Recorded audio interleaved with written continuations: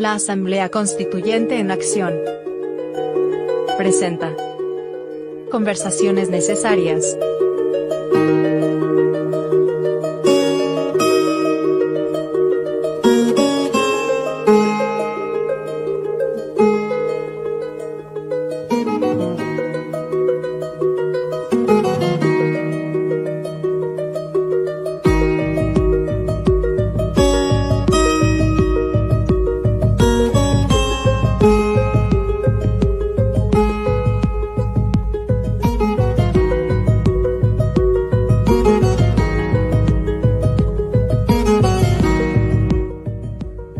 La Asamblea Constituyente en Acción presenta conversaciones necesarias.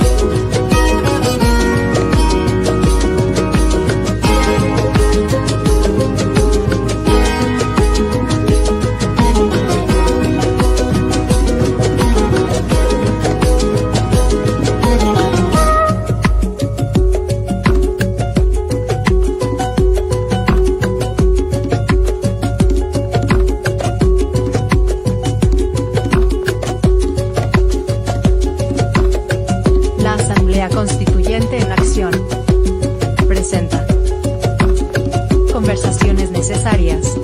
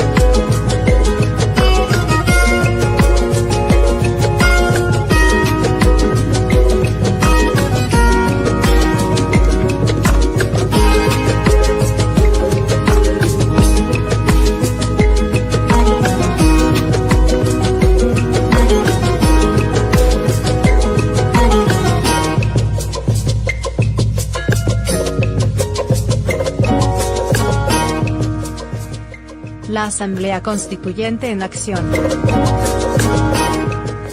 presenta conversaciones necesarias.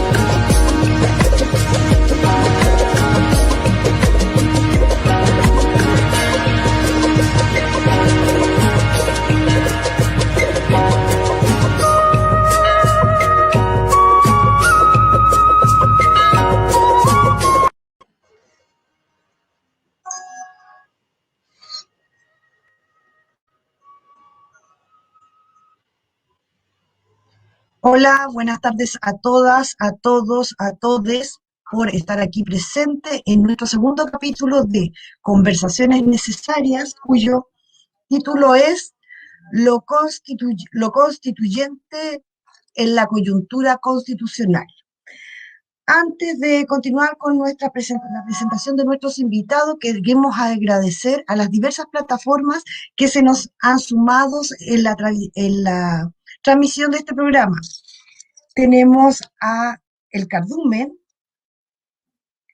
la revista De Frente, El Irreverente, Inquietando y Poder Constituyente Originario, que es nuestra plataforma. Eh, ¿Quiénes somos nosotros? Para un poco presentar quiénes somos las personas que estamos organizando el programa. Nosotros somos Asamblea Constituyente en Acción. ¿Cómo nacimos? Nacimos a partir de la revuelta popular, porque en realidad no me gusta el término estallido social. A partir de la revuelta popular somos un grupo de personas completamente independientes de cualquier tipo de militancia política, y nuestra lucha, nuestro caballo de batalla es lograr para Chile una asamblea constituyente libre, soberana, que emerja de nuestras bases territoriales a nivel nacional. Continúo ahora presentando a nuestros invitados.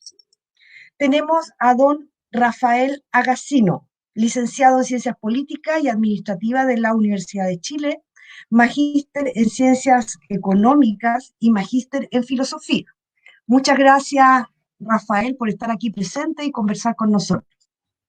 También tenemos a don Juan Carlos Gómez Leighton, licenciado en Historia, magíster en Historia de la Universidad de Santiago, doctor de investigación en Ciencias Sociales. Bienvenido, Juan Carlos, y muchas gracias por estar aquí con nosotros. También quiero presentar a mi coanimador de este programa, Rodrigo Fernández. Hola, Rodrigo, buenas tardes. Hola Lorena. Hola, Eh, Rodrigo. sí, mucho gusto estar acá, o a los compañeros Rafael, Juan Carlos. Y vamos a dar por iniciado este conversatorio, ya que está organizado con un tiempo de 5 minutos para cada uno, por cada una de las preguntas, y al final vamos a agregar algunas que puedan aparecer de las personas que nos están viendo, o completas las preguntas, o a lo mejor sumadas en bloque. Vamos a partir preguntando al compañero Juan Carlos Gómez Leighton lo siguiente. Bueno, el 18 de octubre el pueblo de Chile, ¿no es cierto?, se levanta y comienza un gran proceso de movilizaciones continuas, y dentro de ese proceso se incorpora la reivindicación y la necesidad de armar una asamblea constituyente para escribir una nueva constitución. Y se empiezan a levantar un conjunto de demandas, se hacen asambleas, tragunes, cabildo, para hacer esta escritura, y en un proceso donde el poder constituyente originario entra en plena acción, tanto en la parte de lograr, dar la lucha para lograr la Asamblea Constituyente y participar, como simultáneamente iniciar gérmenes de escritura. Esto significó luchas con pérdidas de vidas, torturas, mutilaciones, cárcel, una serie de cosas en la confrontación, ¿no es cierto?, con las fuerzas del Estado que nos oprime.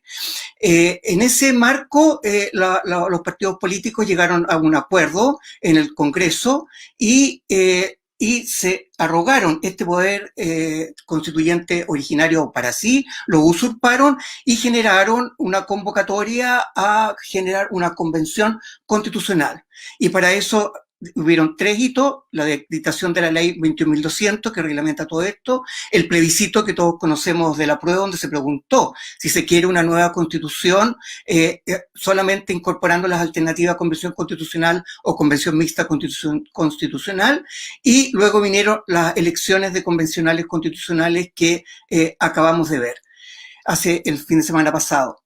En este marco, porque querríamos preguntar al compañero Juan Carlos: ¿visualiza usted rasgos presentes de poder constituyente originario en los acontecimientos políticos seguidos desde las recientes elecciones de convencionales constitucionales?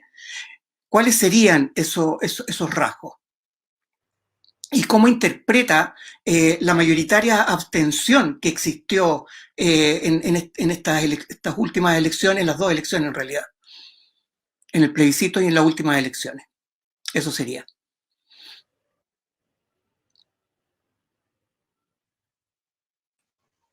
Bueno, buenas tardes a todos, a todas y a todos. En especial, buenas tardes a Rodrigo y a Lorena, como también al compañero Rafael Agacino, de tener la oportunidad de poder conversar, charlar, poder intercambiar algunas opiniones sobre los procesos políticos que se han abierto en Chile desde octubre del 19 hasta la fecha, y especialmente sobre el proceso constituyente o constitucional, depende de cómo lo queramos mirar, vamos a darle el significado a lo constituyente o a lo constitucional. También hacer algunos comentarios con respecto a la pregunta última sobre la abstención electoral. Desde mi punto de vista, que yo he venido trabajando desde hace un tiempo a esta parte, yo diría que el tema de la acción de un poder constituyente originario o un poder constituyente derivado o un poder constituido y cómo estos han relacionado de manera bastante conflictiva a lo largo de este tiempo, especialmente desde noviembre, diciembre del año pasado hasta la fecha.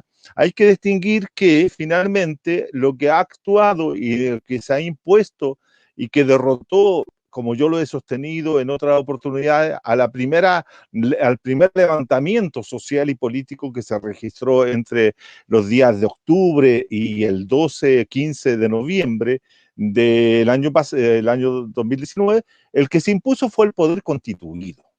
El poder constituido en una, diría yo, en una interrelación, en una alianza con el poder constituyente derivado, que es el que se manifiesta en el Parlamento a través de los representantes que son representantes y militantes de partidos, tomaron un acuerdo de establecer el itinerario que ya conocemos, que ya ha tenido un resultado, que es el resultado de la instalación de la Convención Constitucional.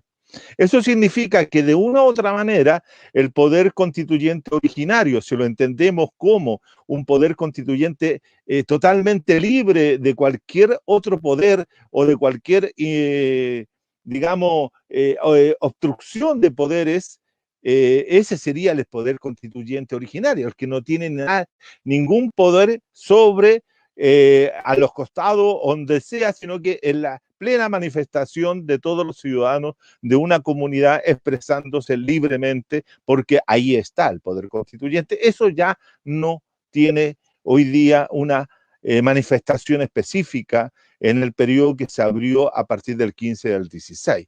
Y por lo tanto, ¿qué es lo que tenemos en tanto poder constituyente actuante? Por decirlo así, curiosamente tenemos un poder constituyente derivado. Es decir, tenemos un conjunto de delegados, representantes, mandantes, como quisiéramos llamarlo, que son elegidos o fueron elegidos en un proceso electoral en la cual, cierto, ellos van a ocupar un asiento de los 155 que tiene la convención para escribir esta constitución. Ellos son poder constituyente derivado y vienen derivados del ejercicio de la soberanía de los ciudadanos que se manifestaron el día 15 y 16 de mayo. Por lo tanto, yo, en mi opinión, dejaría el tema del poder constituyente originario para una discusión distinta en otro momento, en cuanto podríamos decir que si existiera la capacidad del pueblo de organizarse, de los ciudadanos de manifestarse y derrotar o derrumbar o derrocar o destituir todo lo que hoy día está manifestándose como expresión de poder político, en ese momento estaríamos en condiciones de decir que hemos vuelto al poder constituyente originario. Por lo tanto, en este momento tenemos la acción. Fíjense ustedes la paradoja que tenemos la acción de dos poderes constituyentes derivados y un poder constituido. el poder constituido está en manos del Ejecutivo, es decir, del gobierno en este momento del empresario Sebastián Piñera, el poder derivado de los parlamentarios que van a seguir gobernando y el poder derivado de los constitucionalistas. Ahí tenemos tres poderes que van a estar actuando en este país a partir de la instalación de la convención.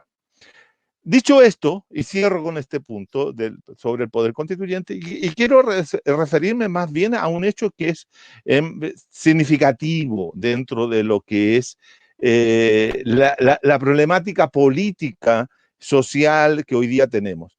Hoy día estamos enfrentando de que el proceso de elecciones de ese poder constituyente derivado que me refería de la convención, tuvo una muy baja participación de ciudadanos.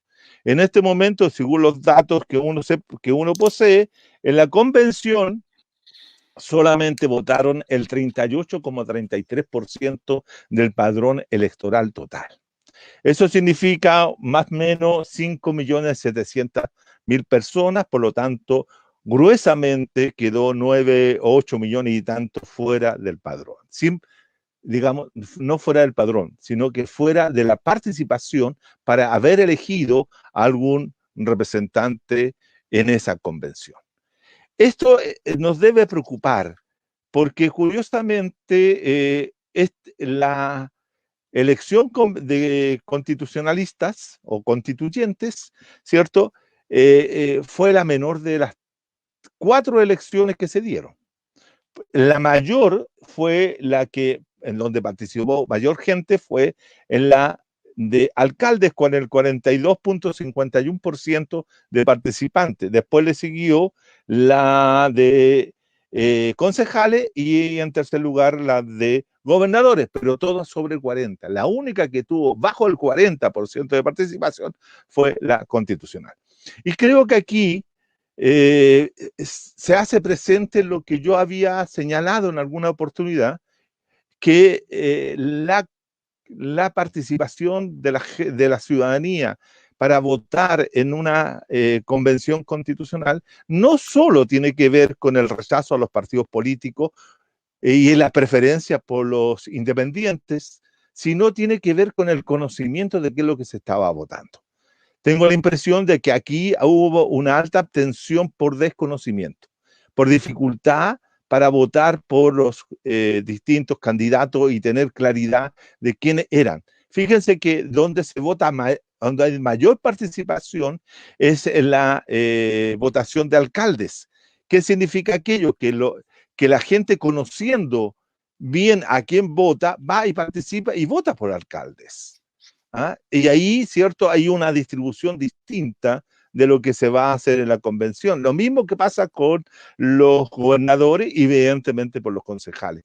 Es decir, aquí queda claro que hubo una clara abstención por desconocimiento, pero también hubo una clara abstención de rechazo o, si ustedes quieren, de desvinculación con un proceso que se quería manifestar algo que era tal vez contra los partidos políticos, pero también contra el gobierno. ¿Por qué? Porque hay una gran franja de electores que se salió, más o menos el 15% de los electores que participaron en la elección del 2020, del 25 de octubre, se salieron y no votaron.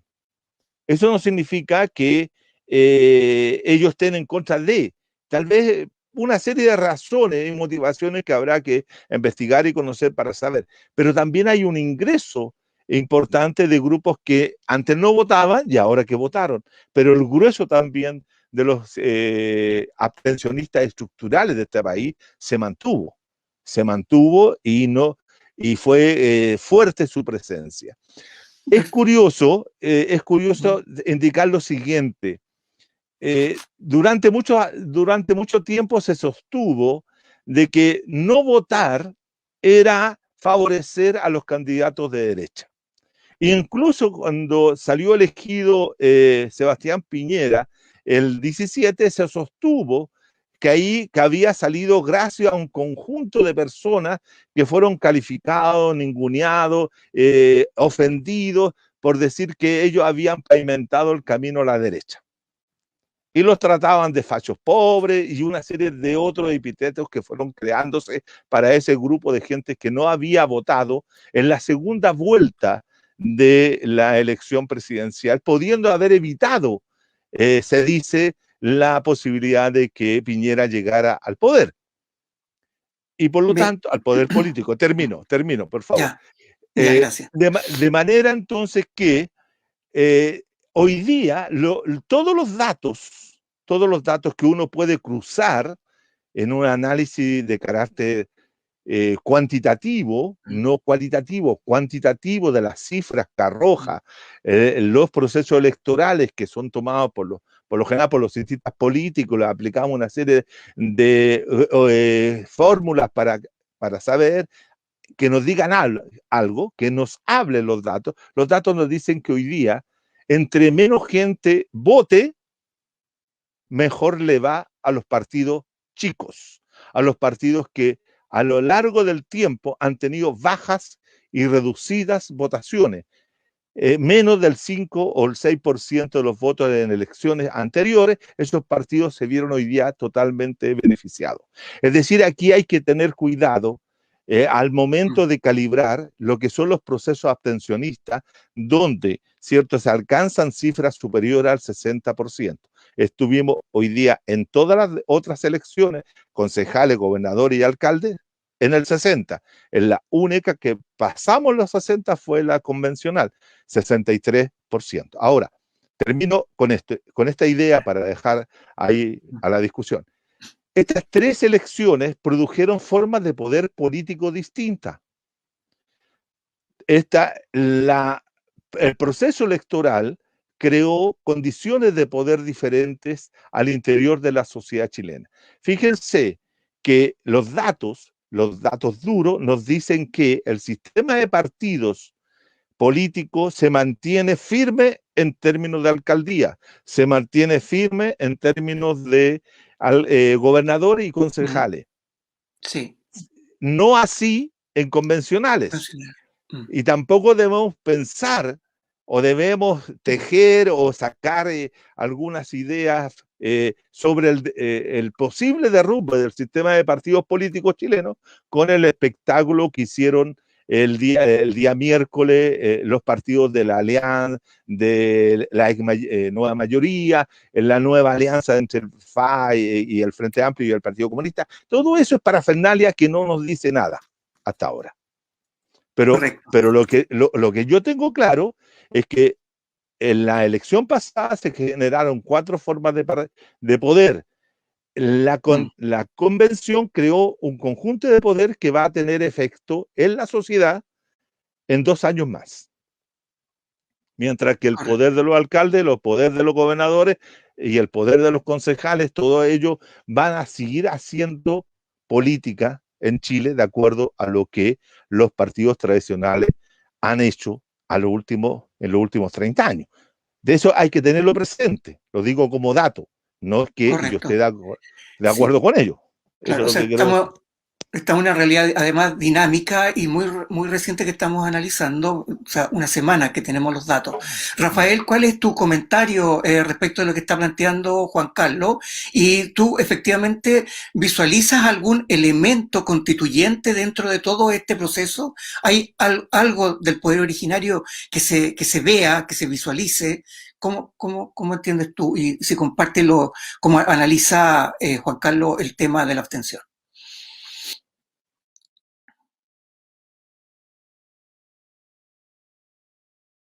Estás con el micrófono muteado, Rafael.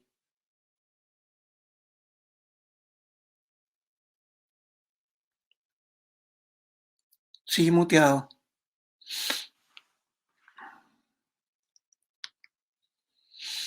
Ahí me escucharán, ahí, ¿sí? Sí, ahí sí. Bueno, muchas gracias por la invitación. Una corrección, yo no soy magíster en filosofía, soy estudiante de filosofía, aunque parezca paradojal. Por si acaso. Estoy tratando estoy estudiando. Ok, vámonos al tema. En primer lugar, yo quería, en el poco tiempo que tenemos, en realidad, es resaltar un poco y complementar un poco lo que el compañero Gómez Leiter nos planteaba, digamos.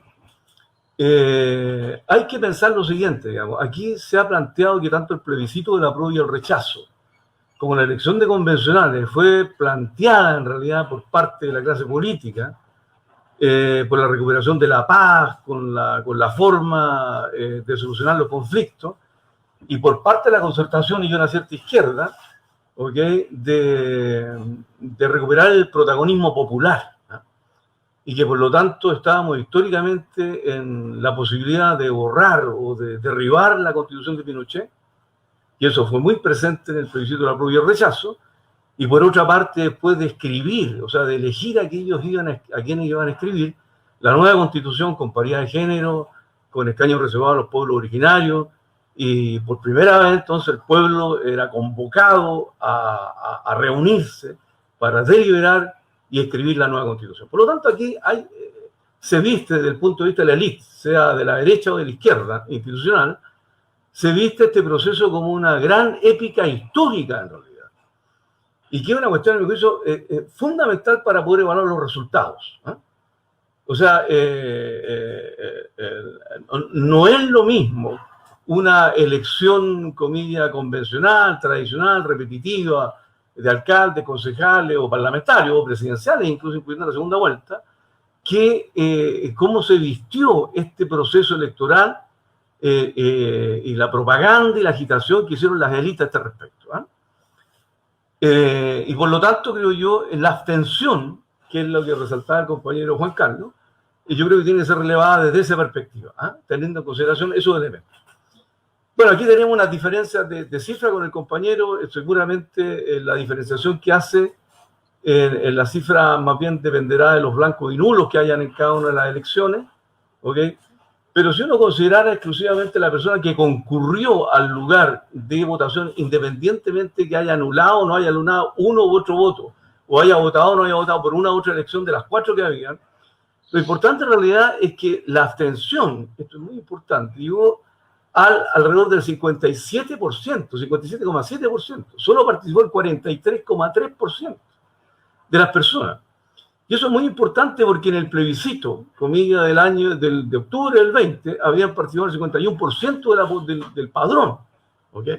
Y aquí, sin embargo, en realidad hay 7 u 8 puntos menos de participación en un momento histórico. Y se había planteado que inclusive el plebiscito del octubre del 20 había implicado un aumento de la tasa de participación del 49 al 51, prácticamente 2 puntos.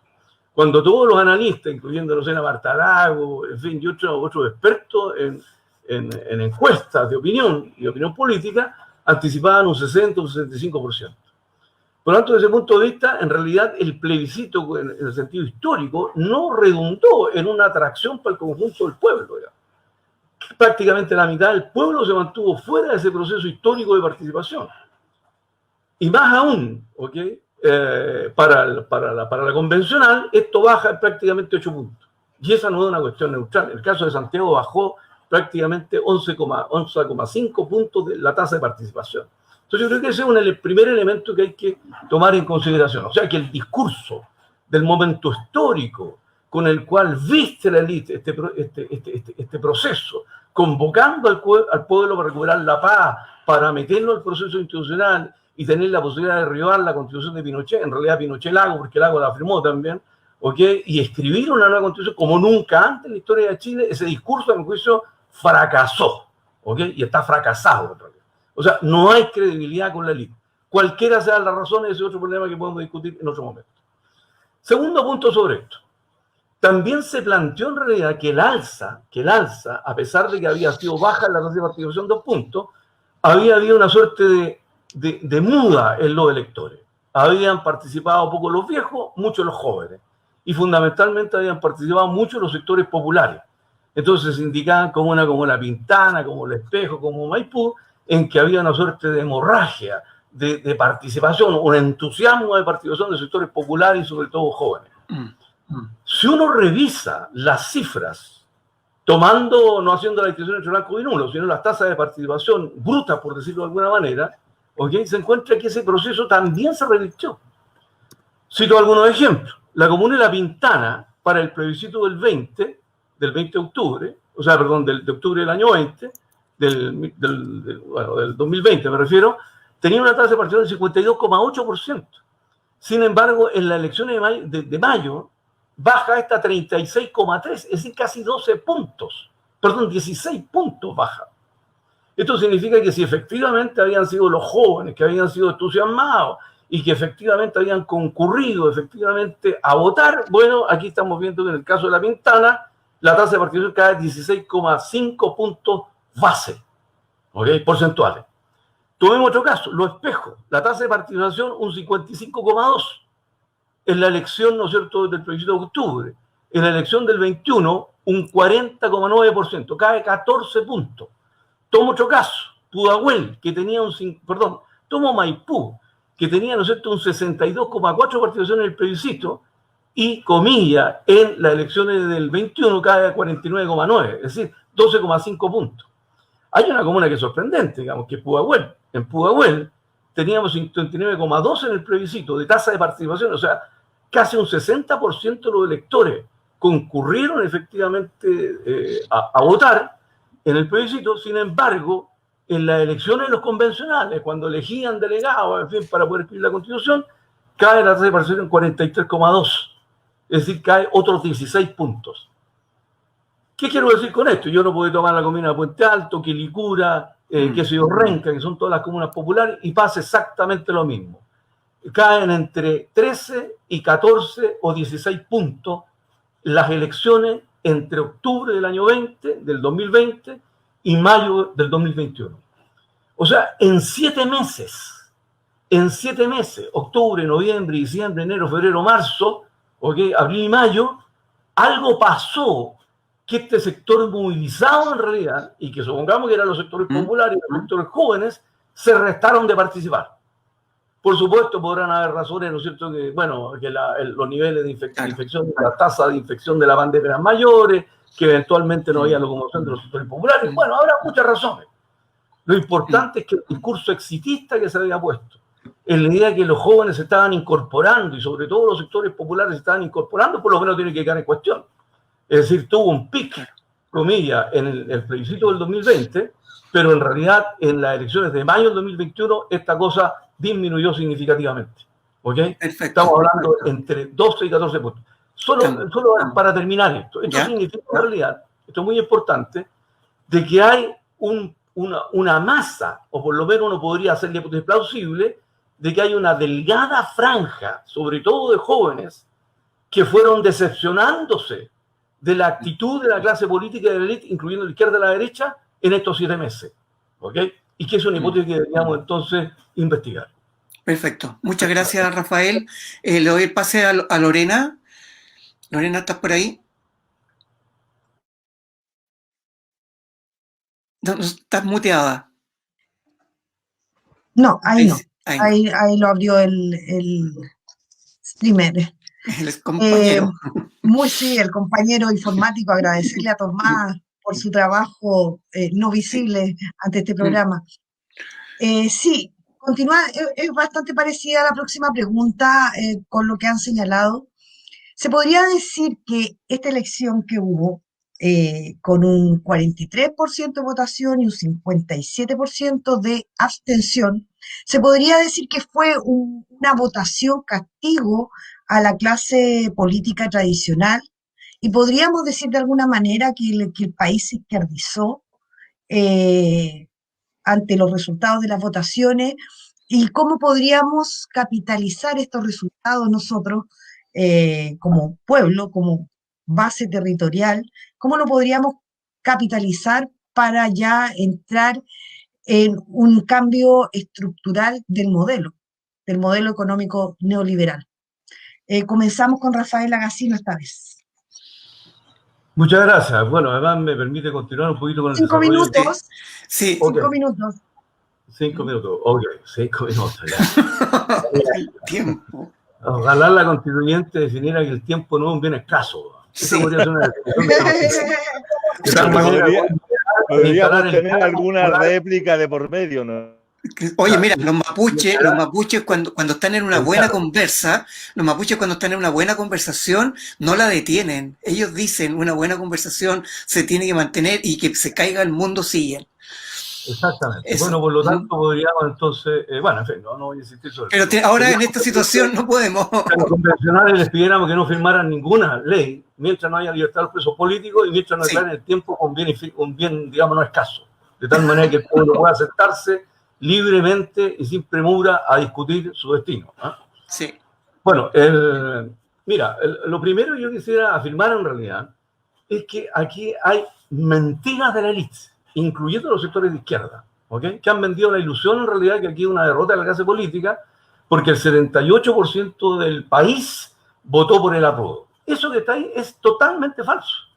En primer lugar, no el 78% que votó porque hubiera efectivamente un cambio de la Constitución y que el mecanismo fuera una convención constitucional, en realidad el 78% del 50%, ¿no? Entonces, no es que el 78% se haya pronunciado por una asamblea constituyente o por una nueva constitución, etcétera, y por una convención constitucional. Eso es una falacia y que se utiliza permanente y sistemáticamente en los medios y está instalado casi como una verdad, y para qué decir afuera, digamos. En América Latina recorre eso, digamos, de que hay prácticamente un 80% del pueblo chileno que quería una nueva constitución. Primera cosa que hay que despejar. Por lo tanto, esto de decir en realidad de que una derrota de la clase política, bueno, la clase política y la élite en particular también es parte del apruebo, también es parte de la convención constitucional, digamos. Entonces, ahí hay una primera cuestión que hay que dilucidar. Segundo, vámonos al triunfo, entre comillas, que podría tener algunas expresiones políticas, digamos. Si uno revisa también las cifras, las estadísticas en realidad, y vámonos particularmente a los resultados por bloque, uno se da cuenta que efectivamente la derecha, ¿okay?, perdió alrededor de 1.100.000 votos, sumando los votos de Renovación Nacional hasta la UDI y Evópolis, en fin. La Concertación perdió alrededor de 1.200.000 votos, y ahí tiene ya 3.800.000 votos. Y la alianza, donde está el PC y el Frente Amplio, en realidad no aumenta su votación respecto a las elecciones de diputados del año 2017, que es la única que se puede comparar porque es votación por distrito. Los diputados son distritos, la convención constituyente también es por distrito. Entonces, desde ese punto de vista, bueno, fíjense ustedes lo que pasa. La derecha pierde 1.100.000 votos, la Concertación pierde 1.200.000 y el Frente Amplio mantiene prácticamente su votación. Aumentó en 10.000 votos la votación. Por lo tanto, claramente uno podría decir, claro, hay un triunfo por default, porque en realidad, claro, aumenta su peso relativo porque los otros perdieron, no porque ellos hayan ganado o aumentado de esta alianza la cantidad de votos, más allá de las alcaldías emblemáticas que hay, que ese es otro tema que podríamos discutir. Entonces la pregunta es, bueno, ¿dónde diablos se van esos votos que, comillas, pierde la derecha, pierde la Concertación, pero no captura el Frente Amplio con el PC, que mantiene alrededor de 1.060.000 votos, digamos? ¿Ok?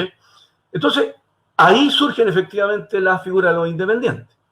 Pero antes de entrar a los independientes, vale también agregar a esta ecuación que están perdiendo voto la derecha. Uno, está perdiendo voto la derecha 2, y que la izquierda tradicional no captura esas votaciones. Agregar además una cuestión que es crucial a mi juicio, que es la derrota que tienen los gremios tradicionales y los movimientos sociales que participan del proceso constituyente. Y me quiero referir en este caso fundamentalmente a, qué sé yo, a que el paradigma de esta cosa del Distrito 10, digamos, donde van compañeros de gran referencia de lucha como Luis Mesina, del movimiento Nueva AFP, van dos representantes, ¿no es cierto?, de la coordinadora 8M, Karina Novales y la Pancha Fernández, qué sé yo, van también representantes inmigrantes. Y ninguno de esos candidatos de los movimientos sociales emergentes sale. No sale Mesina, no sale Karina Novales, no sale Pancha Fernández, ¿ok?, etcétera. Algo pasa ahí, digamos. O sea, significa en realidad que el corrimiento hacia la izquierda no va a los partidos tradicionales ni tampoco va a estos movimientos sociales, por lo menos. Y si uno toma adicionalmente que, comillas, Mario Aguilar, del Distrito 8, tampoco sale elegido, que es presidente del Colegio de Profesores, y parte importante el Partido Humanista, que dirigió en los años pasados una tremenda lucha de los profesores, del magisterio contra el Estado por la educación. O toma, qué sé yo, a Doris González, ¿okay?, representante de Ucamao y la lucha de los pobladores. O toma, qué sé yo, a la Mile Schneider, disidente sexual y expresidente de la FECH. Bueno, lo que está sucediendo entonces aquí es que tampoco los gremios tradicionales, y tomemos también a la Bárbara Figueroa, que va militante del PC y presidente de la CUT, que negocia, ¿no es cierto?, junto con la ANEF los salarios y los reajustes del sector público. Entonces tampoco efectivamente sale. Entonces, ¿qué estamos diciendo acá? Estamos diciendo no solo que el PC y el Frente Amplio no aumentan los votos, ¿okay?, sino que adicionalmente los gremios tradicionales y los gremios emergentes, como son la CUT en los tradicionales, el Colegio de Profesores, el que se dio la Organización de Pobladores, y los emergentes como la Coordinadora HM, como que es el propio MAT Centro, ¿okay?, y adicionalmente el NOMA FP, no capturan esa votación. No salen, no vamos a tener en la convención, por ejemplo, aquellos que movieron más de 2 millones de personas luchando contra la AFP en las calles de Santiago y del país. No vamos a tener en la convención a las dirigentes feministas que movieron millones de personas los 8M. ¿Ok? No vamos a tener, ¿no es cierto?, los pobladores organizados, ni vamos a tener a la dirigente de la CUT. Entonces también aquí, esto es muy importante. Fíjense ustedes que hay una derrota también. Hay una derrota de los movimientos sociales emergentes. Entonces aquí esta cosa requiere un esfuerzo de interpretación mayor. Cae la derecha 1, cae la derecha 2, la izquierda tradicional en realidad aumenta su peso relativo por default, no en términos absolutos, y adicionalmente, ¿no es cierto?, los movimientos tradicionales y emergentes tampoco efectivamente aumentan su votación. Por lo tanto, el corrimiento, por así decirlo, el corrimiento hacia la izquierda que podría estar ocurriendo acá, tiene que ser reinterpretado por lo menos en 2 vías. Uno, que las formas tradicionales de hacer política, sean gremiales o sean de los partidos, no son capaces de convocar a aquellos, comillas, que están en desacuerdo con el sistema. ¿Dónde se van? Se van una parte independiente y una gran parte se va fuera de la calle. Se corre a la izquierda, ¿ok? No solo en el voto izquierdo institucional, sino que se corre fuera de la institucionalidad. Y eso son parte de la abstención, ¿ok? Que es la manera, a mi juicio, entonces que debería, comillas, interpretarse esto. Por lo tanto, la pregunta clave sería, ¿cómo se convierte la derrota del sistema político en el triunfo del pueblo? ¿Okay? Esa es la pregunta clave de la coyuntura y por lo tanto para las definiciones tácticas de lo que viene. Me quedo hasta ahí porque creo que me pasé de los 5. Gracias. Un poquitito. Perdón. Lorena. Bueno, sobre esto, el comentario de Juan Carlos. No sé qué piensas tú, Juan Carlos. Lorena. A ver, yo tengo la impresión de que en todo lo que ha dicho Rafael, como lo que yo dije anteriormente, estamos relativamente de acuerdo y lo que podemos tener de diferencia son respecto a algunas cifras, algunas cuestiones de carácter cuantitativo que se han señalado. Yo calculo de la abstención de una manera totalmente diferente de lo que lo hace Rafael y por lo tanto yo considero que en la votación que se dice más importante, que es la de convencionales, la abstención fue mucho mayor. Con lo cual, si es mayor, si llegamos al 62, 63% de que es mi cálculo, lo que ha dicho Rafael es más grave todavía. Porque indudablemente la situación de la Convención Constitucional, y yo lo dije el día lunes en una reunión con un programa español, que dije que en esta convención no estaban representados todos los sectores que debían estar representados. Y aquí faltaba representación popular, faltaba, y ahora le agrego representación obrera, representación X y Z. Indudablemente que hay una serie de ausencias significativas que son también ausencias significativas por derrota. Lo que acaba de decir Rafael con respecto a Luis Messina es totalmente claro. Quien encabeza la manifestación más grande de este país en el año 2017, si no me equivoco, que fue No Más AFP, ¿cierto? Fue gigantesca y era Luis Messina, uno de los que estaba arriba de la dirigencia de aquello. Y por lo tanto, eso está significando algo está significando. Ahora, ¿cómo lo leo yo para poder ir cerrando este punto de la abstención? yo he dicho desde el año 97, y lo tengo por escrito en un libro que se llama Política, Democracia y Ciudadanía en una sociedad neoliberal, quienes iban a definir los procesos electorales en este país eran los abstencionistas.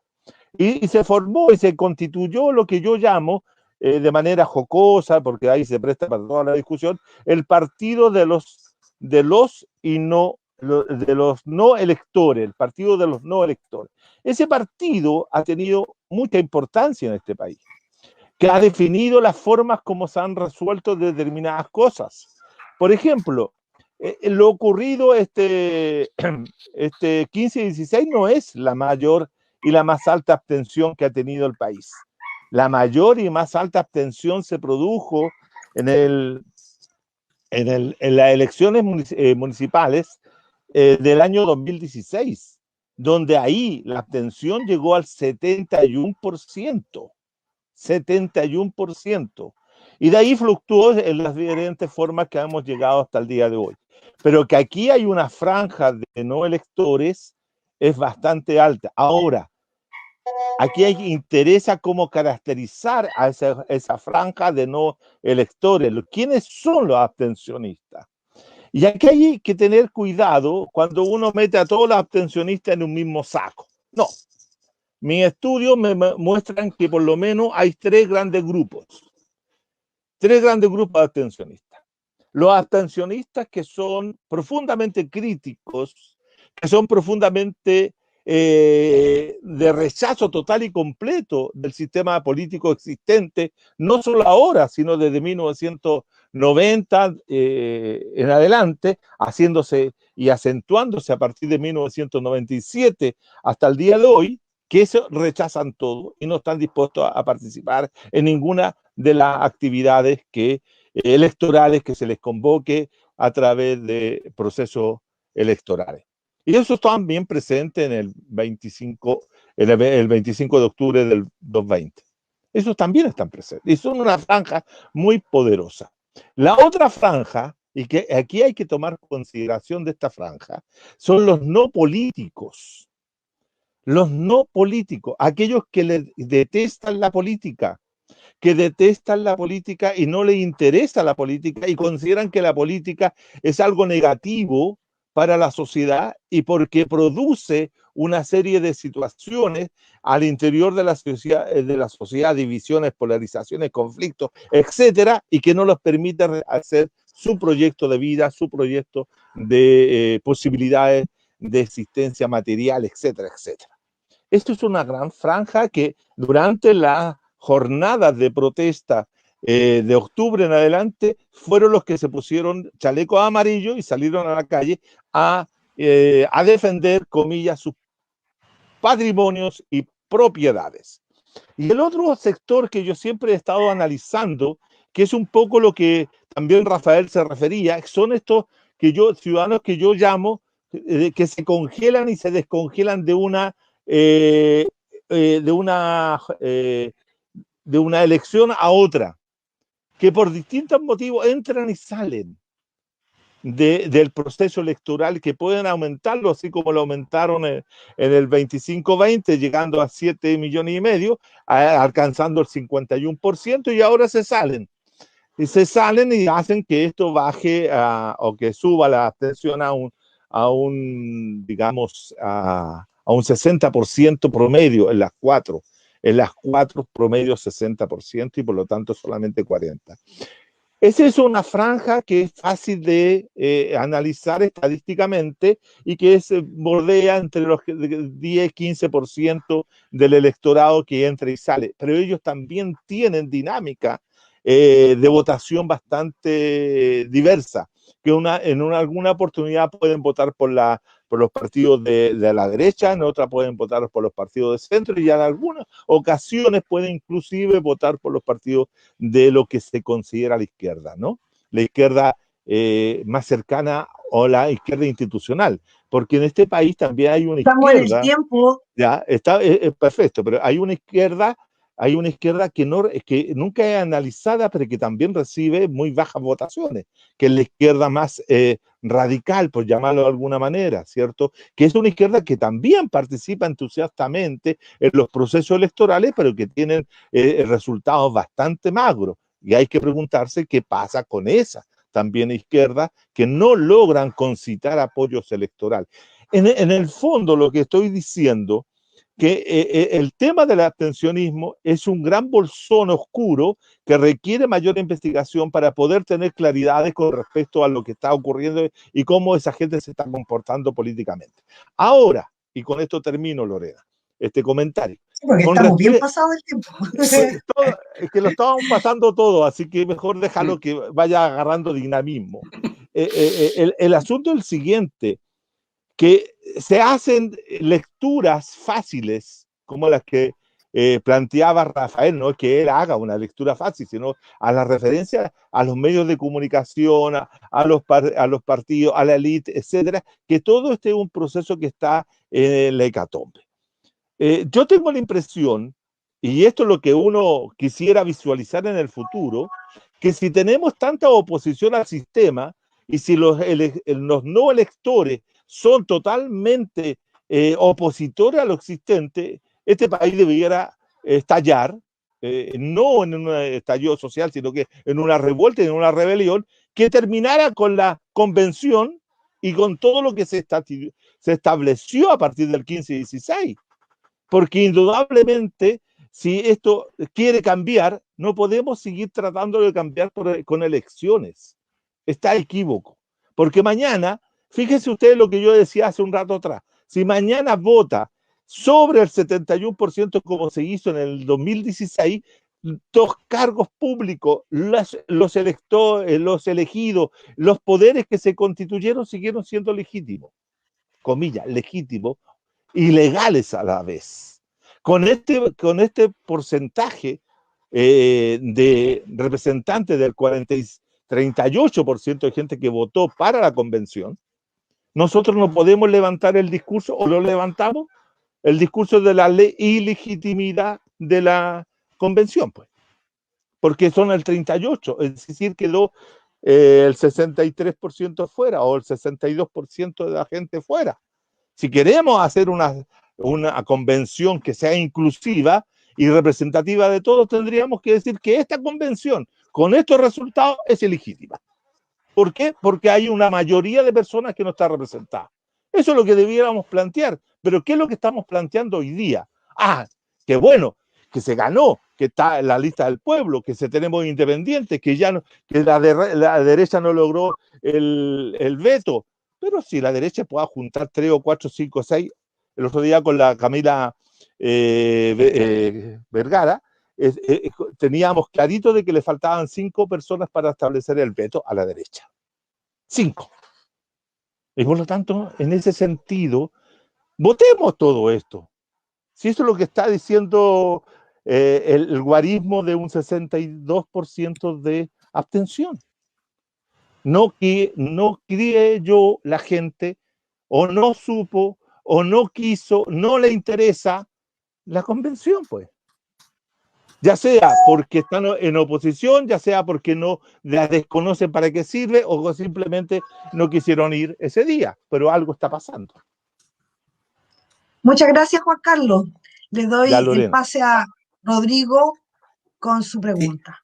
Juan Carlos, mira, un poco a partir también de lo mismo que estamos conversando, entonces tendríamos que decir que la institución del voto, ya del voto como parte de una lógica de democracia representativa, y que entendemos que la democracia representativa está en crisis, entonces el voto como institución también estaría estando en crisis. Es un poco eso a lo que nos estamos refiriendo.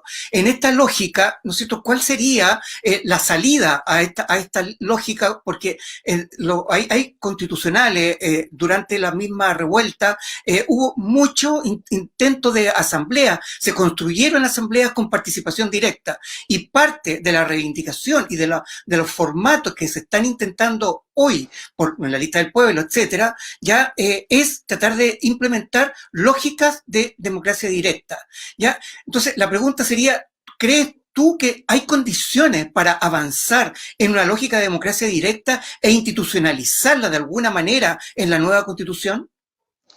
A ver, Que eso es contradictorio con todo lo que estamos diciendo. La Ya, última parte que dice Rodrigo, lo que dices sí. tú. Porque ¿para qué? Si yo no creo en la convención, ¿por qué voy a pedirle a la convención que me haga algo que no va a hacer? Entonces, por lo tanto, es una contradicción pedirle a aquellos que no creemos que hagan algo que nosotros creemos. No, lo que yo te digo es que se está haciendo. Se Sí, está haciendo. pero eso es una contradicción.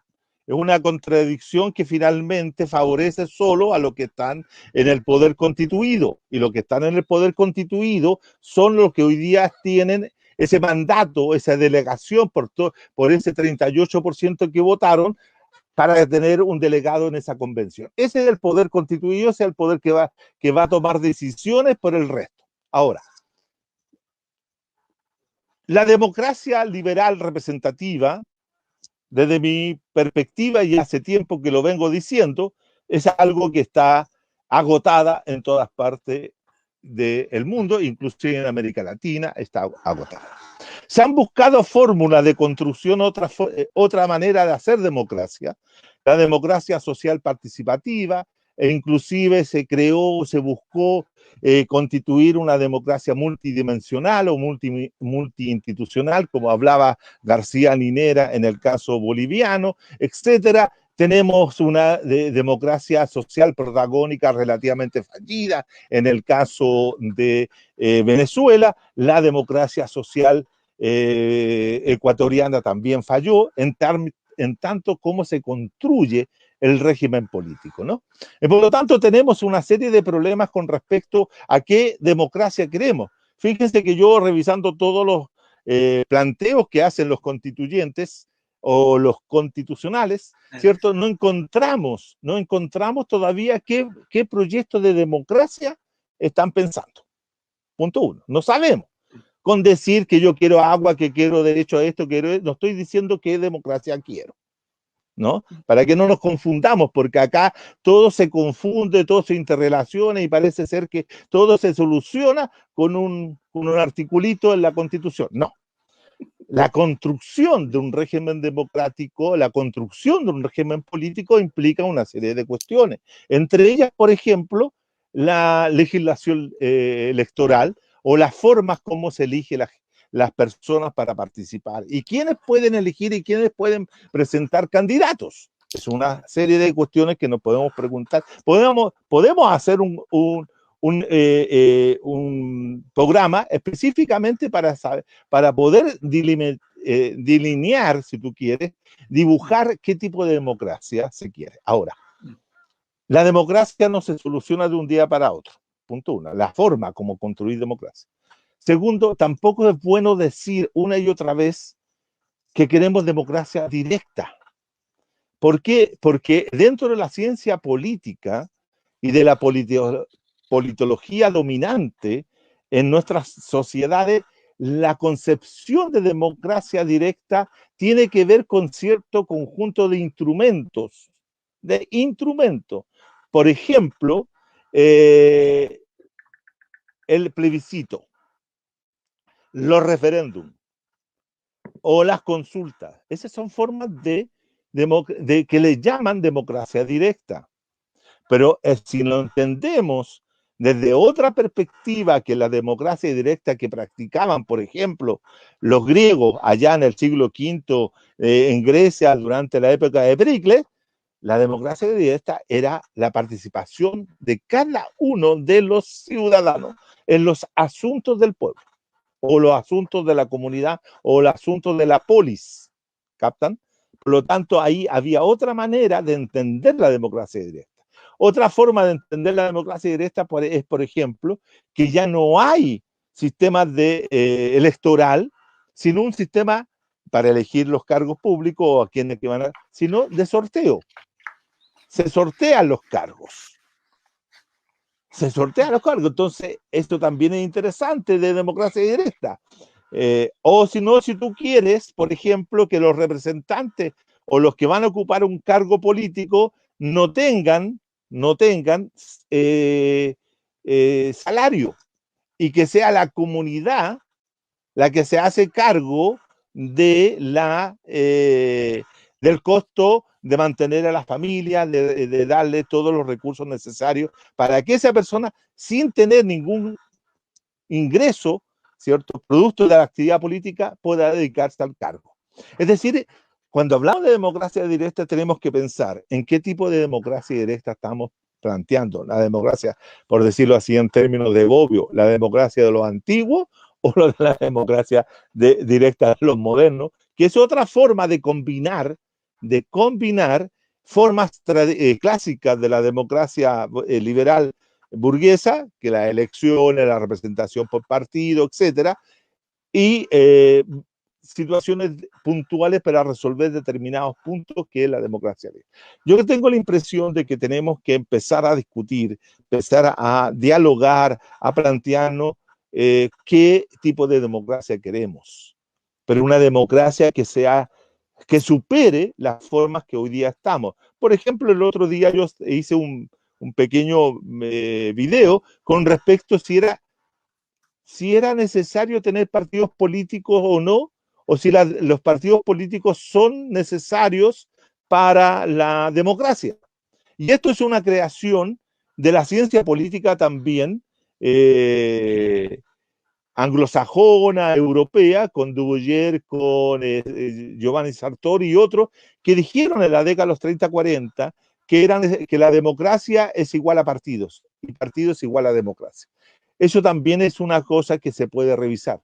La constitución política de Bolivia estableció que estaban las agrupaciones de los pueblos originarios, campesinos o indígenas campesinos, estaban las agrupaciones de ciudadanos y los partidos políticos.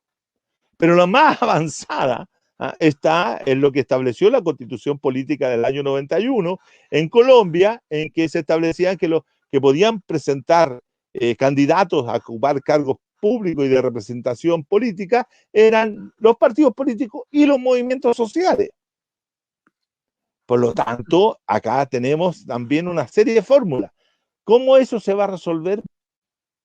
No sé, porque no lo he escuchado y no sé qué piensan no los viejos, porque los que están ahí, los viejos militantes de partido, ellos piensan la democracia como la hemos tenido hasta el día de hoy, ¿no? Pero yo quisiera escuchar a la gente que no está no ha estado, ¿cierto?, en esa palestra, que nos digan qué piensan de la democracia, qué piensan, qué tipo de democracia quieren. Por lo menos yo digo, esta democracia está agotada, está superada, hay que formar otra, construir otra democracia. Perfecto. Pero la democracia Gracias. social, la democracia participativa y protagónica como la de Venezuela y la de Ecuador, que también hay que tomarla en consideración, también han fracasado. O sea, que yo puse el otro día en un artículo que mucha gente quiere la democracia, o mucha gente la desea, pero nadie cree en la democracia. O muchos se ríen de la democracia, o a veces la democracia dan ganas de llorar. Entonces, la democracia es algo que está difícil de vestirla, si tú quieres. Ya. Bien, gracias, Juan Carlos. Rafael, tus comentarios frente a lo que está planteando Juan Carlos, que creo que es como hartos elementos, si los puedes reducir un poco a la institución del voto y cómo salimos de esta democracia representativa que está en crisis y que por lo tanto va a tener que resolverse de alguna manera la crisis. ¿Hacia dónde? Sí, bueno, mira, primero yo comparto lo que decía Juan Carlos respecto a que yo particularmente tampoco tengo esperanza en la convención, digamos, o ese camino de resolución de los problemas. Ya. ¿Ok? Fundamentalmente porque el problema no es la constitución, un papel escrito por alguien, por más democrático que sea, digamos. El problema es si efectivamente hay un sujeto político capaz, en particular el que a mí me interesa, el sujeto político popular, que sea capaz de constituirse como sujeto político, digamos. ¿Okay? Entonces voy a colocar el acento ahí fundamentalmente. Yo creo que uno debería por lo menos distinguir tres niveles de crisis, digamos. Hay una crisis que tiene que ver fundamentalmente con el capitalismo en general, ¿eh? Y ese capitalismo en general, por el umbral de acumulación que existe, por los tamaños, por la escala de acumulación, en realidad ha generado muchos problemas, digamos. atenta contra las bases naturales de la vida, atenta contra las bases sociales comunitarias de la vida, invade selva, quema bosque, ensucia las aguas, expulsa y obliga, tanto en las ciudades como en los campos, a masivas migraciones hacia lugares terriblemente lejanos, digamos, a los cuales se marcha a pie buscando posibilidades, digamos. Arroja, entonces destruye las comunidades. Y finalmente también creo que ha tenido un efecto absolutamente perverso sobre los aspectos cognitivos de la vida. Entonces tenemos una crisis, por así decirlo, del capitalismo, que lo que hace es simplemente destruir las bases naturales, las bases sociales comunitarias y la razón, la inteligencia. ¿Okay? Es pura cuestión pulsional lo que nos genera el capitalismo. Eso es barbarie. Eso es suicidio colectivo. Es una forma de asesinar al conjunto de la humanidad. Y en esas situaciones creo yo que la humanidad tiene el derecho a la autodefensa. Por lo tanto, la primera cuestión que surge acá, en términos largos, estratégicos, es que la humanidad necesita, por así decirlo, organizarse y salvarse de la humanidad frente al capital. Y eso, por lo tanto, significa, qué sé yo, levantar una plataforma de lucha por la vida y por la autodefensa de la humanidad. Y ese es un primer orden de cosas. Si uno pensara entonces en las constituciones, la constitución tendría que reflejar esa maduración de un sujeto que es capaz de plantearse esos desafíos históricos a ese nivel. Y cuando existiera ese sujeto y estuviera codificado, eso podemos traducirlo literalmente, si ustedes quieren, en papel en realidad. Pero lo más importante es que el sujeto tenga una conciencia del momento histórico que vive frente a esta crisis, que es la crisis del genocidio de la humanidad, producto de la razón instrumental del capital, que simplemente extiende la barbarie por doquier. El segundo nivel de crisis, diría yo, tiene que ver fundamentalmente con el patrón de acumulación, ya bajando a América Latina y en particular a Chile, digamos. El capitalismo chileno, el capitalismo latinoamericano y sobre todo el chileno tiene un agotamiento en su patrón de acumulación. El patrón de acumulación neoliberal fundado en el 73-75, que tiene casi 50 años, simplemente se agotó. Y el problema acá es que, sobre todo de las clases dominantes y la élite, no hay proyectos de desarrollo nacional. Aquí ni la derecha, ni la concertación, ni la izquierda institucional tiene un proyecto de desarrollo nacional. Tiene demandas, como decía el compañero Juan Carlos, digamos, el agua así, que los bienes comunes, que un sistema, ¿no es cierto?, de reparto de FP, etcétera, digamos. Pero en realidad un proyecto de desarrollo nacional que logre, por decirlo de alguna manera, resolver la encrucijada histórica en la cual está el país y está en América Latina en un nuevo orden social cambiante, una cuestión que efectivamente no hay respuesta, no hay idea, no hay discurso de la izquierda. Y por lo tanto una tarea es esa, digamos. Hoy día está pasando sobre nuestras narices la disolución de la escuela. Los niños ya no van a la escuela. ¿Okay? Hay una disolución del lugar de trabajo. La gente trabaja en sus casas, o trabaja arriba de una moto, o arriba de un auto haciendo Uber o vendiendo, ¿no es cierto?, por delivery. ¿Okay? Entonces lo que está pasando aquí es que se están disolviendo todas las instituciones y el capital sigue avanzando en su proceso de constitución de la sociedad. Y nosotros estamos discutiendo si vamos o no vamos a la convención, cuando en la convención ni siquiera aparecen esos problemas. Y se está transformando las bases económicas y sociales, las estructuras de clase de este país. Entonces ahí hay un segundo nivel de crisis. Y un tercer nivel, ya aplicándolo exclusivamente a lo político en realidad, es que hay una crisis del sistema político en Chile.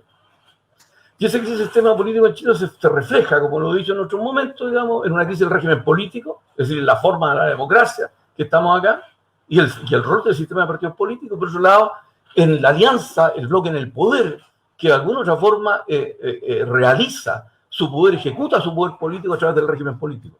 Es decir, lo que se fundó en la transición, año 88-89, con ese plebiscito, y que dio origen, ¿no es cierto?, a 30 años de neoliberalismo, administrado por socialistas, administrado, ¿no es cierto?, por demócratas cristianos, y administrado inclusive con participación del Partido Comunista, o por lo menos de la dirección del Partido Comunista en el gobierno de Bachelet, por ejemplo, ¿ok? Bueno, ese sistema político se crizó. ¿Okay? Y por lo tanto lo que se precipitó el 18 de octubre fue hacer evidente que se había trizado. O sea, todos los partidos políticos, incluyendo a la izquierda, y a los gremios gremialistas, a los gremios tradicionales, y a los gremios públicos, les pasó por al lado el proceso. Tuvieron que montarse un... Ni el gobierno, ni los partidos políticos fueron capaces de darse cuenta de ese proceso y por lo tanto tratan de reencauzarlo, domesticarlo, institucionalizarlo, pero no están resolviendo el problema. Eso es lo que está pasando hoy día. Me quedo hasta aquí por el tiempo que lo han hecho ostensible. Bien, sí. Gracias, Rafael. Le damos el pase a Lorena. Sí, vamos a comenzar ahora con Juan Carlos, pero le vamos a pedir que se atenga, por favor, a los 5 minutos para que alcance a ver el partido de la U. ¿Ya? Tienen un segundero enfrente, así que lo pueden manejar. Eh, Mira, ¿cuáles crees tú que debiesen ser los elementos básicos que debiese contener una nueva constitución, pero que rompa con la estructura del modelo neoliberal? ¿Qué se necesita para romper con este modelo que tanto nos ha agobiado ya durante más de 30 años y que fue recrudecido post dictadura? Entonces, queremos saber tu opinión respecto de eso. 5 minutos, Juan Carlos. Sí, sí. Tengo el televisor aquí adelante, así que lo puedo encender mientras habla Rafael. Y lo apago mientras después cuando me toca hablar a mí, o le bajo mucho y veo el partido igual. Es que hay siempre alternativas frente a las cosas, nunca las cosas son tan absolutas, Rígida. siempre tan rígidas, claro. Pero si tú me preguntas, Lorena, aquello, y sobre todo habiendo conocido, estudiado y analizado los distintos procesos políticos que se dan en nuestra América, porque Chile está dentro de América Latina, entonces no lo podemos solamente analizar de manera aislada, ¿no? Yo diría que ninguno de los gobiernos progresistas, ninguno de los gobiernos que hicieron transformaciones constitucionales profundas, como en el caso de Bolivia o en el caso de Ecuador, e inclusive en la misma situación de Venezuela, lograron romper del todo con el sistema capitalista. Y Venezuela, Bolivia y Ecuador tampoco lograron desprenderse de la estructura de poder que había desarrollado el neoliberalismo los años que tuvo mayor vigencia y mayor extensión y mayor profundidad. Dicho esto, no me queda más que decirte que la única forma de modificar la dominación y hegemonía neoliberal, trizada o no trizada, con grieta o sin grieta en nuestro país, es la revolución social. Esta palabra que a mucha gente le asusta o que a mucha gente sale escapando cuando escucha, pero yo estoy convencido que la única manera de modificar la estructura del poder, no del poder político, no del régimen político, es haciendo una revolución que nos permita liberarnos completamente del poder de la clase dominante. ¿Por qué no me convence esta situación de modificar las cosas a través de una constitución política, que es el ordenamiento jurídico político de un Estado? De manera que puede ser la mejor constitución.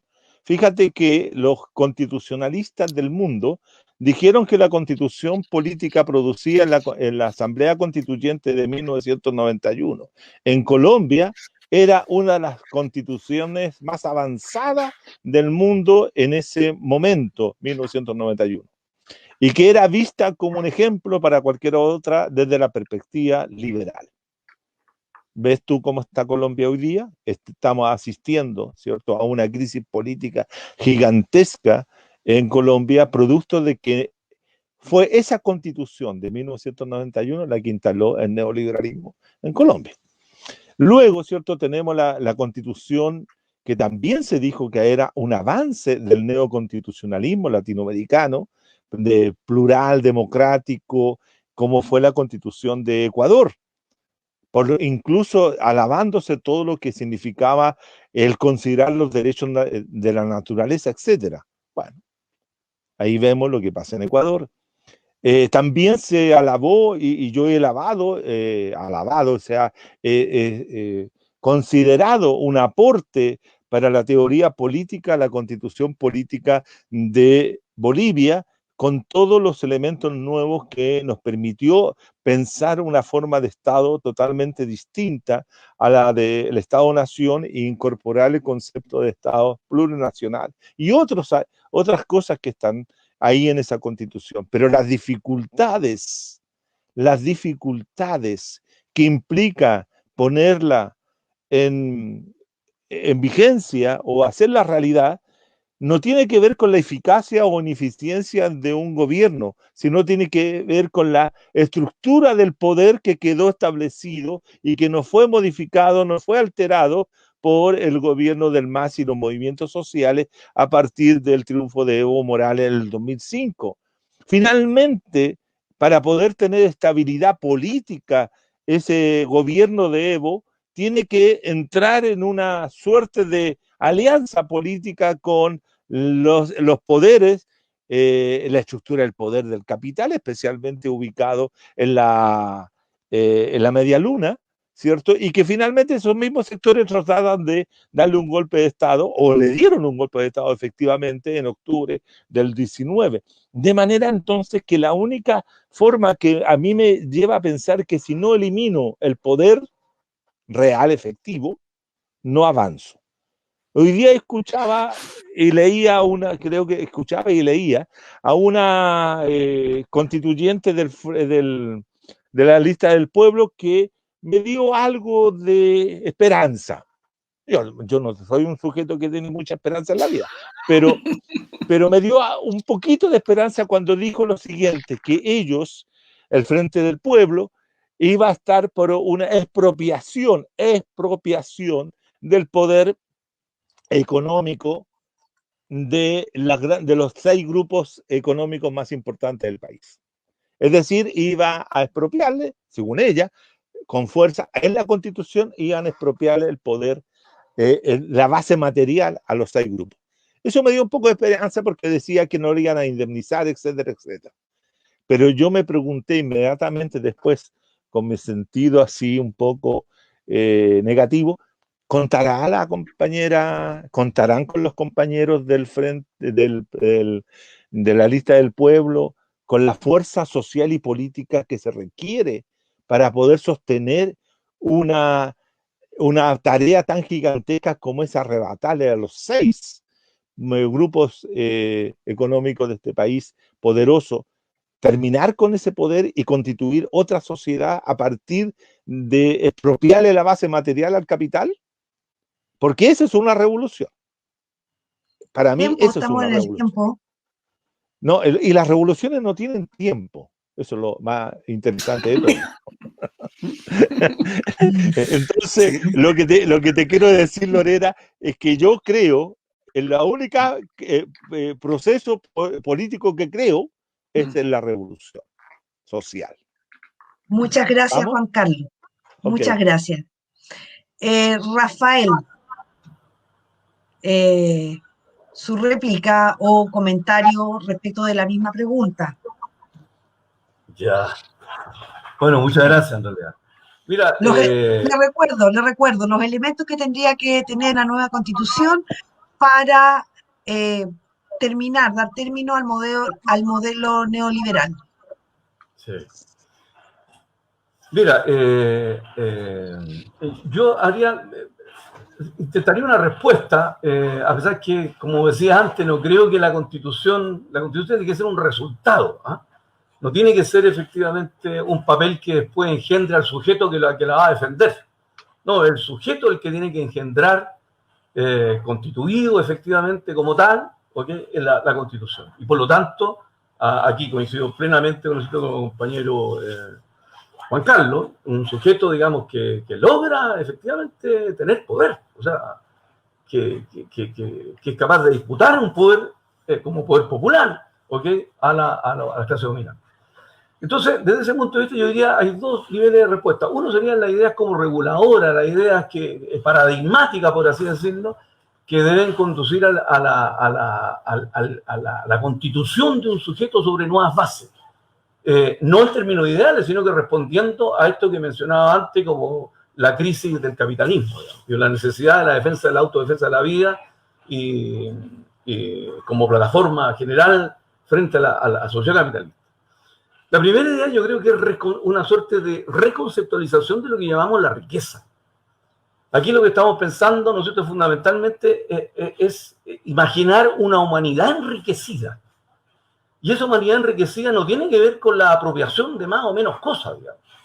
No estamos pensando en la idea de que los sujetos ricos son aquellos que tienen más cosas. Y recuerdo aquí la vieja tesis del socialismo, ¿no es cierto?, sobre todo de Khrushchev, cuando decía en realidad el socialismo vamos a tener televisores, vamos a tener autos, y por lo tanto la competencia con el capitalismo era simplemente la idea de producir más cosas o tener el mismo nivel de producción que había, ¿no es cierto?, al otro lado de la cortina de hierro del muro. Ahí era la misma racionalidad y la misma idea de riqueza material. En cambio, no, lo que podría decir en realidad, la riqueza de lo humano, la humanidad enriquecida, supone que el ser humano complejiza su existencia, y la complejiza en la medida en que se relaciona con la diversidad y multiplicidad y la individualidad de muchos seres humanos. Por lo tanto, un ser es más rico mientras más compleja es su vida social, mientras más interacciones, mientras más espacio público comparte con niños, con viejos, con negros, con blancos, con amarillos, en fin, con pueblos originarios, etc. ¿Ok? Es decir, por lo tanto, habría que pensar en realidad que la riqueza no es la posesión de cosas, sino simplemente la idea de compartir, ¿ok?, un espacio de multiplicidad de humanidades que están efectivamente constituyendo los sujetos. Y eso claramente es un cambio paradigmático, digamos, que significa en realidad que me opongo obviamente a la idea de la riqueza capitalista y me opongo también a esa noción de riqueza que primó en un cierto tipo y en un cierto momento histórico respecto al socialismo.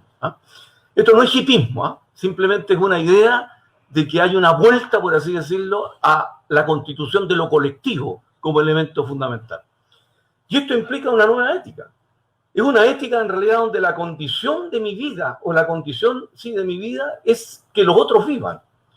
O por decirlo, ¿no es cierto?, en realidad la condición de la felicidad de los otros, como decía Marx, es la condición de mi propia felicidad. Y por lo tanto, la reposición del individuo en su especie, en su género, es precisamente lo que tiene que fundar un nuevo paradigma y una nueva ética. Y eso tendría que de alguna forma ser codificado, ¿no es cierto?, en un sujeto y después en constitución.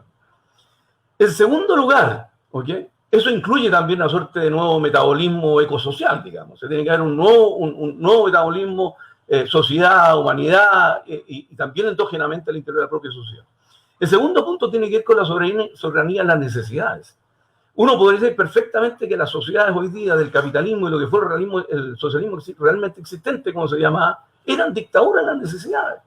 En el capitalismo, dictadura en las necesidades porque ninguno de nosotros discute cuáles son las necesidades genuinas del pueblo.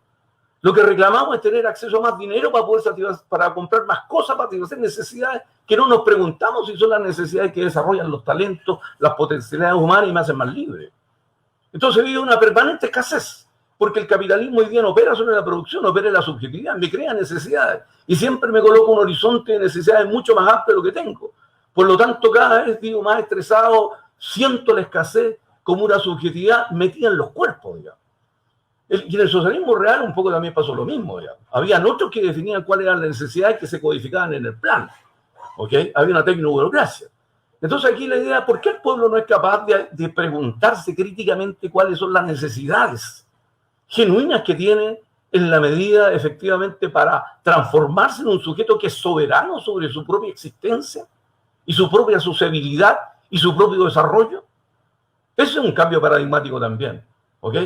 Por lo tanto, si uno quisiera decir cuáles son los fundamentos, la idea reguladora que tendría que tener la constitución de un sujeto que se emancipe, tiene que ser una reconceptualización de la riqueza y una vuelta a la soberanía sobre las necesidades.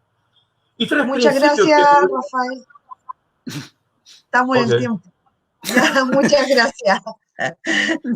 Le doy el pase a Rodrigo para que continúe con la siguiente pregunta. Rodrigo. Gracias, Lorena. Vamos a continuar, Rafael, así que aquí a lo mejor podría completar. Mira, entonces, ¿de qué sirve esta Constitución? ¿Cómo ves tú la acumulación? ¿De qué manera se podría trabajar en esta coyuntura en función de una acumulación de fuerza en la línea transformadora, como estás planteando tú, de carácter un poco revolucionario, como plantea Juan Carlos? ¿Y qué sentido tiene analizar los comportamientos internos al interior de la convención, de las distintas fuerzas que están ahí, que se van a expresar? Rafael. Bueno, ok. Bueno, aprovecho esta pregunta para terminar la otra. Sí, sí. No voy a poder. Bueno, yo diría tres principios adicionales, digamos, que tienen que ver con esos cambios paradigmáticos que mencionaba anteriormente. Soberanía, necesidad y reconstrucción de riqueza. Yo diría, hay también ciertos principios que son importantes en la constitución política del sujeto el que tiene que efectivamente después reclamar un orden en el cual se codifican estas cosas, digamos.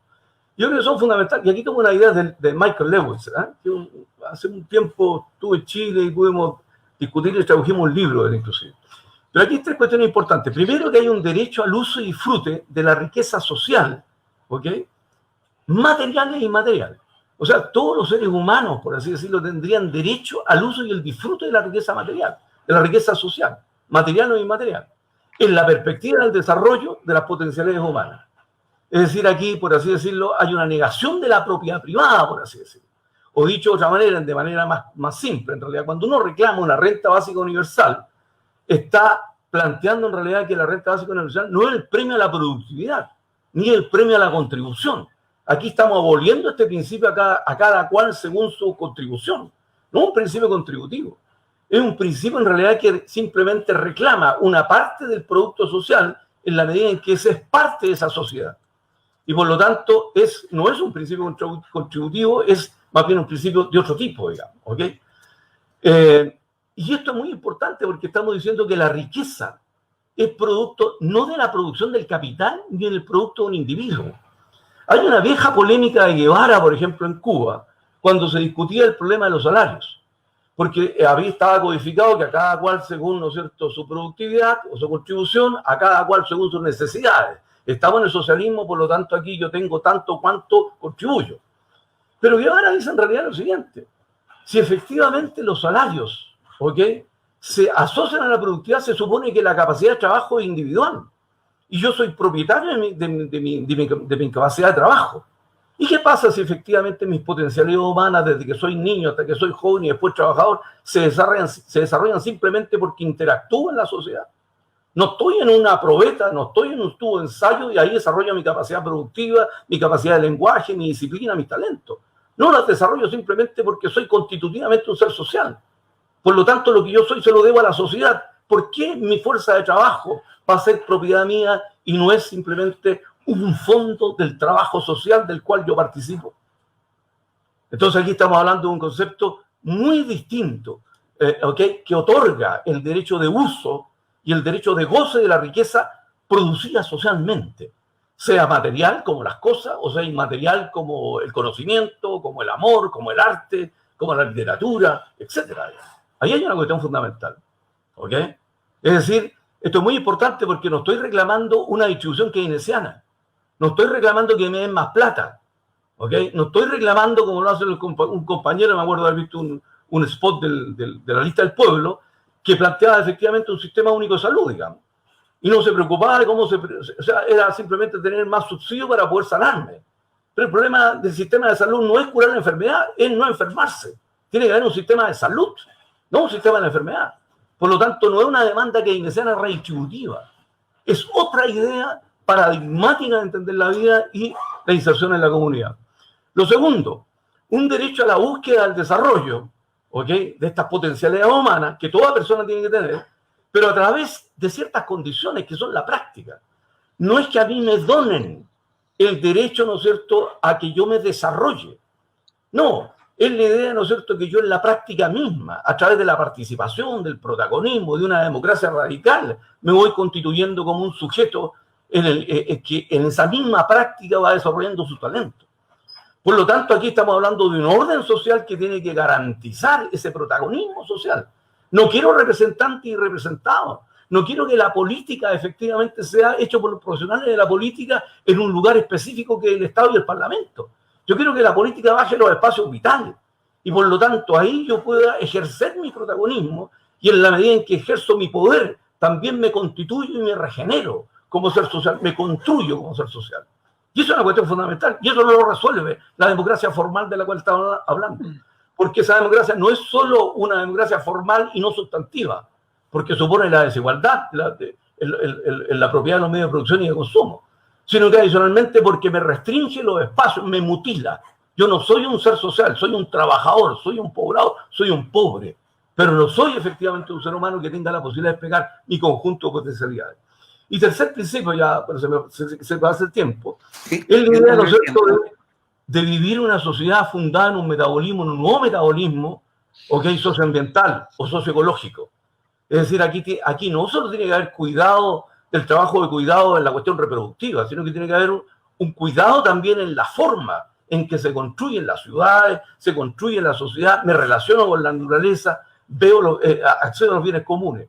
Por lo tanto, los principios ahí son un orden fundado en la cooperación y en la solidaridad humanas. Bueno, me quedo hasta ahí porque el tiempo Está bien. se ha agotado. Gracias, Rafael. Juan Carlos, un comentario, pero me gustaría que te detuvieras un poco en el tema de la acumulación de fuerza. ¿Qué sentido tiene la Convención Constitucional en esta coyuntura? ¿Cómo se acumula fuerza para la construcción de ese poder que avance en una lógica de revolución social como planteas tú? Bueno, gracias. En primer lugar, decir un comentario con respecto a lo que está planteando Rafael. Yo creo que Rafael ha sintetizado en los pocos minutos que le ha tocado participar el nuevo proyecto que una izquierda revolucionaria debiera impulsar, debiera dar a conocer, debiera entregarse a los distintos lugares para que sea discutido, sea asumido, sea aprendido, sea conocido.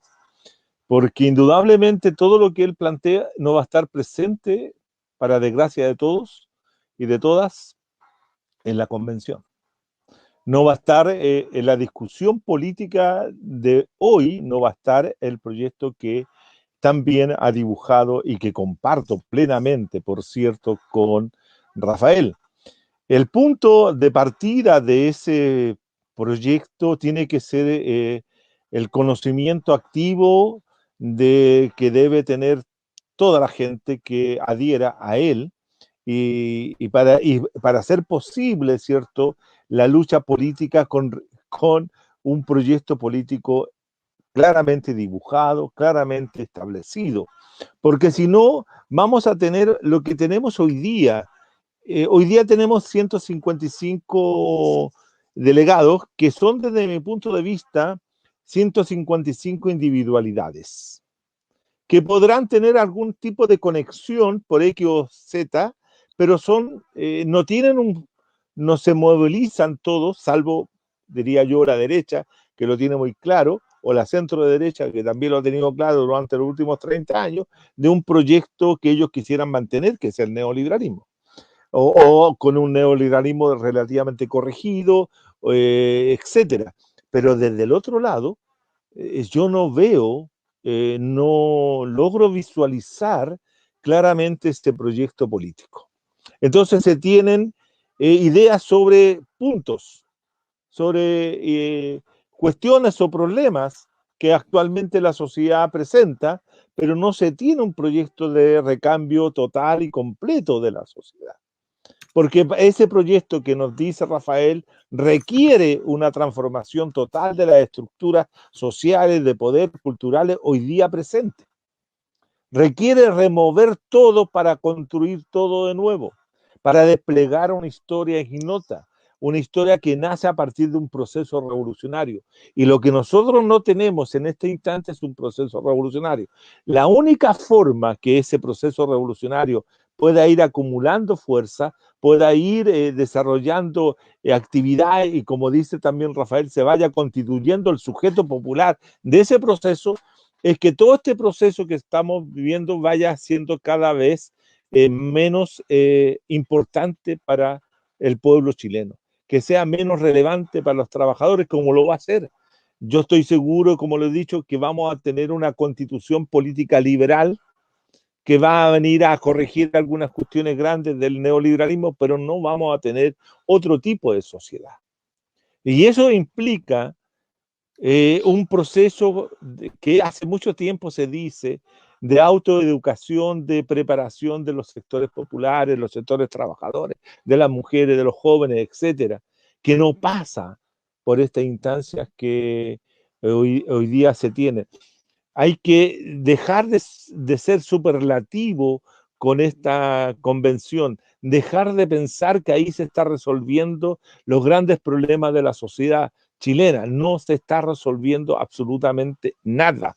Aunque mucha gente se pueda molestar con lo que voy a decir, es efectivo. La convención constitucionalista no resuelve los grandes problemas de la sociedad chilena y de la gran mayoría de los chilenos. No podemos volver como algunos pretenden, ¿cierto? Y leía hoy día un programa que por ahí apareció de una izquierda reformista que nos presenta volver al viejo sistema keynesiano, como bien decía Rafael. No se trata de volver al capitalismo industrial, porque aquí se supone que volviendo al capitalismo industrial vamos a tener mejores vidas. Si nosotros queríamos salir del capitalismo industrial porque era tan explotador como este.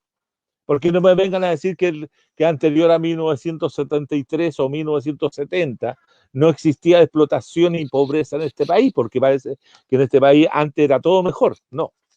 El capitalismo siempre ha producido pobreza, explotación, ha devastado a la naturaleza, ha construido ciertas formas de anejenamiento total y completa. Entonces, tenemos que superar el capital. Todo lo que dijo Rafael yo lo resumo y lo sintetizo en esa revolución paradigmática que nos habla de esa transformación paradigmática, es que hay que superar y terminar con el capitalismo. Punto.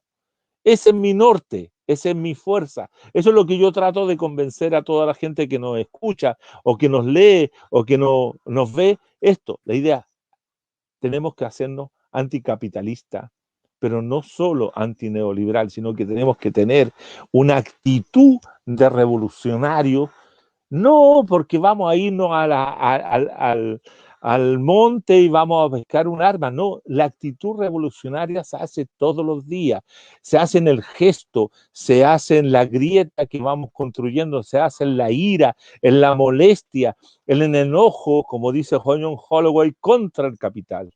Pero si nosotros conciliamos una sola cosa con el capital, estamos perdiendo. Si nosotros aceptamos una forma de las políticas neo-keynesianas que ahí nos prometen algunos economistas, estamos perdiendo. Ayer yo escuchaba a un economista muy destacado de nuestro sector que proponía hacer modificaciones, redistribuciones keynesianas.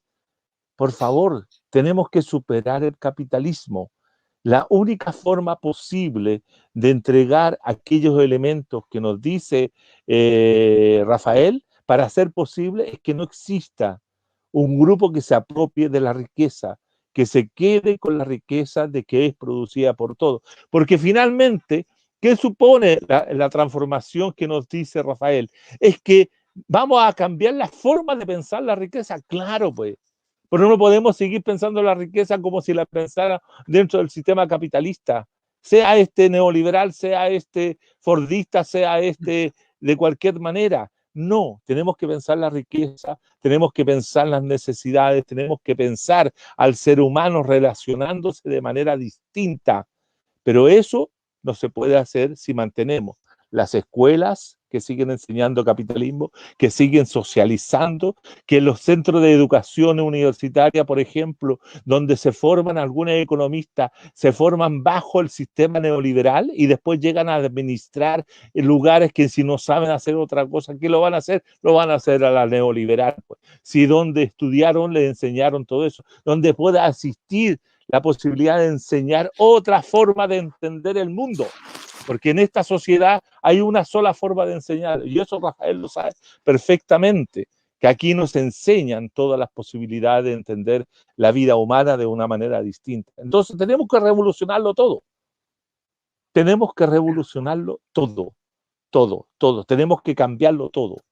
Y para eso necesitamos sujetos, sujetas, niños, niñas de todos lados para poder hacerlo. Muchas gracias, Juan Carlos. Si no vamos a seguir manteniendo las estructuras de injusticia que predominan en esta sociedad. Y la constituyente no va a ser algo distinto de lo que ya conocemos. Muchas gracias, Juan Carlos. Muchas gracias, Rafael, también. Le doy la palabra a mi compañera Lorena para que cerremos.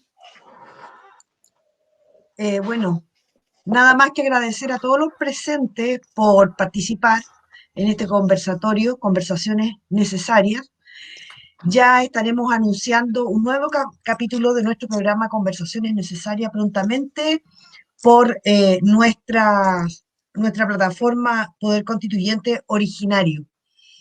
Agradecer también, bueno, a Rodrigo, mi coanimador, y agradecer, por supuesto, a nuestros invitados, Rafaela Gacino, Juan Carlos Gómez Leighton, por haber participado de este conversatorio, entregándonos sus análisis y la lucidez para poder interpretar el proceso que en nuestro país.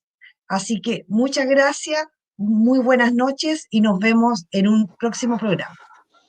Buenas noches, Lorena, que estés bien. Buenas noches, Juan Carlos. Y te puedo decir que vamos 0-0 en el partido. Lo tienes ahí conectado igual. Exacto. Oye, yo igual quiero agradecerle a ustedes dos. Yo creo que fue una conversación interesantísima, importantísima. Yo creo que estas son las conversaciones que necesitamos desde la izquierda. Las transformaciones son profundas, como estamos planteando acá. Muchísimas gracias a ambos, Rafael, Juan Carlos. Que estén bien, hasta luego, buenas noches. Buenas noches, chao. Chao, Rodrigo. Buenas noches, chao. muchas gracias. Chao, Rafael. Chao, chao. Chao. Chao, JC, gusto. Chao. No me digas JC, Ojalá que haya me un- confunde. Sí. Mire que Estamos. me trae problemas esa JC. Estamos, sí. Súper bien. Bien. Chao, chao. que estés- Chao. Muchas gracias. Estamos. Chao. Chao.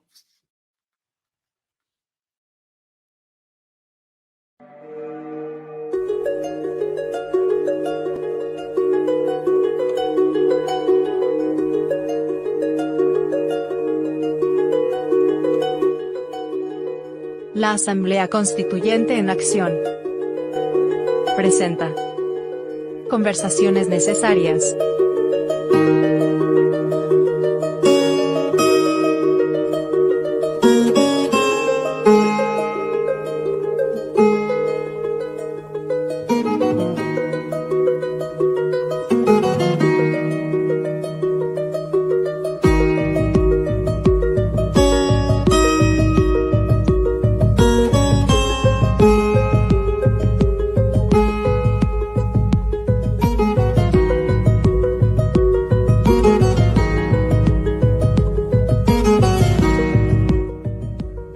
La Asamblea Constituyente en Acción presenta Conversaciones Necesarias.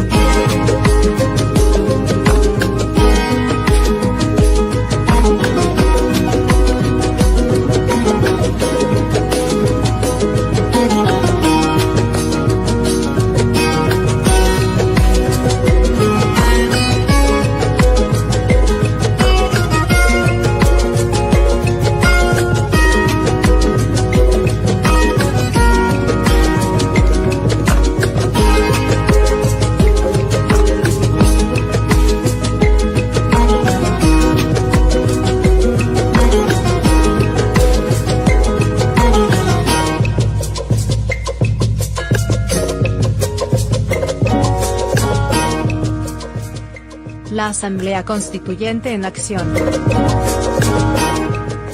Presenta. Conversaciones necesarias.